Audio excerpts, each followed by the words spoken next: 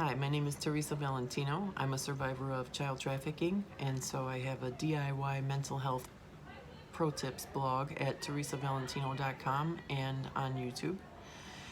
And today I'm going to give you a pro tip that's really not so much for survivors or for the physically disabled, but for just the world at large. The one awful thing people have no idea that they're doing and why you shouldn't do it. So I haven't been physically disabled for more than just a few years, and there's been a real learning curve for me on how I was going to have to learn how to boss up about that. So at one point I was at a public library and I needed to pee really bad. So at that point, because I live in America, I didn't have the wheelchair that I needed. I was in pretty bad trouble in terms of my back and my legs, and so I had to just sucking it up with a cane and leaning against the wall. So it would be quite slow for me a lot of times to get into the bathroom, no matter how bad I needed to go.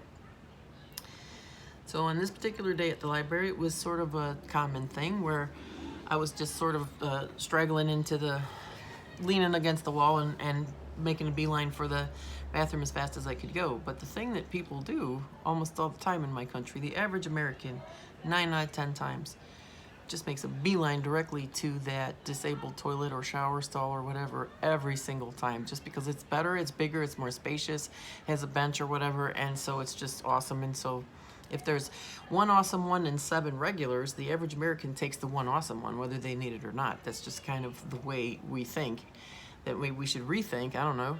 But so I knew for sure that when I see 2 able-bodied women zip past me having a little chit-chat, so they don't even get that I am there, I don't think.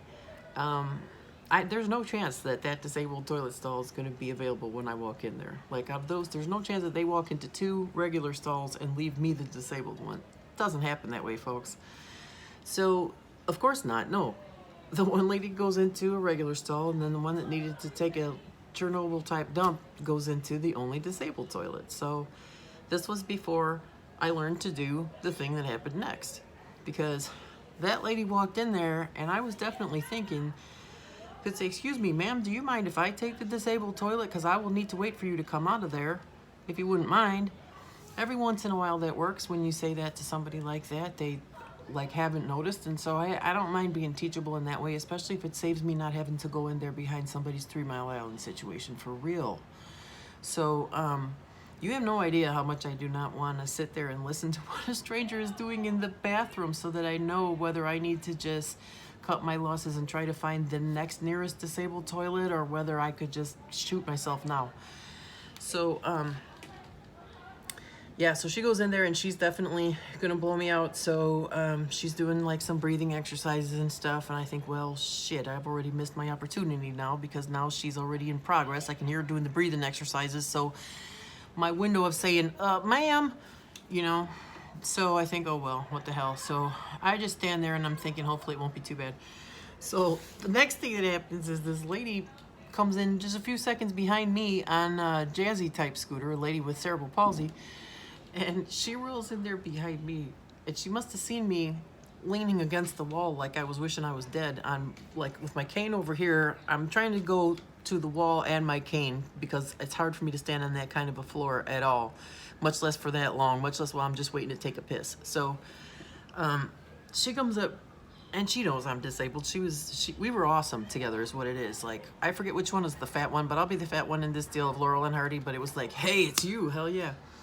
I was thanking the merciful baby Jesus that she rolled in there, because so many times I have wanted to just shock, horrify, humiliate, and totally ruin the day of the able-bodied woman blowing out that toilet while I stand there in misery and wait, looking at that row of empty regular toilets that I cannot use.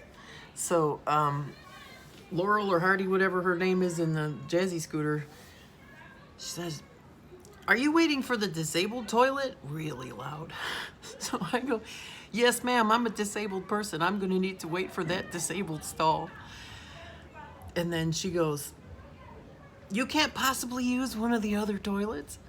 And I said, "No, ma'am, if I were able to use," shouting, "if I were able to use one of the other toilets, I definitely would have been doing that already."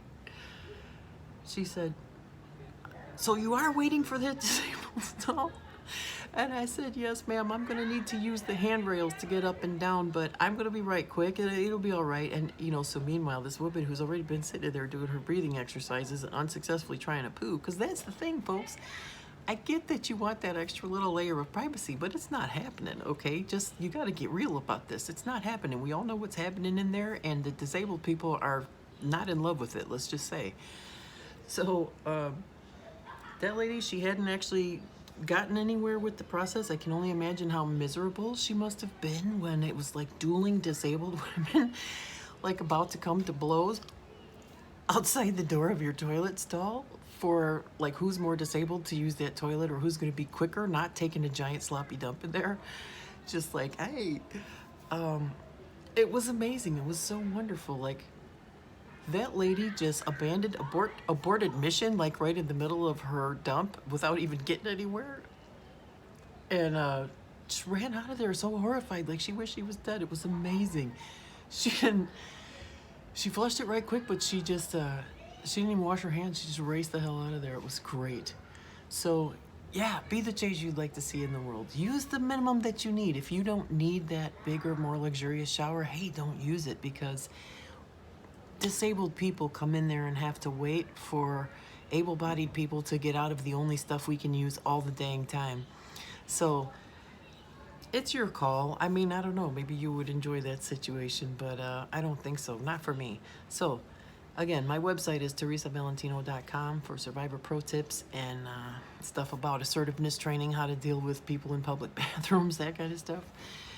And I'm also on YouTube. And leave me your comments below. I'd like to know what you think about this. And please, if you're able-bodied and you're going to write me a comment saying, oh my gosh, I'm so sorry, I've done this so many times I didn't realize, that's okay, honey. Please don't bother to do that.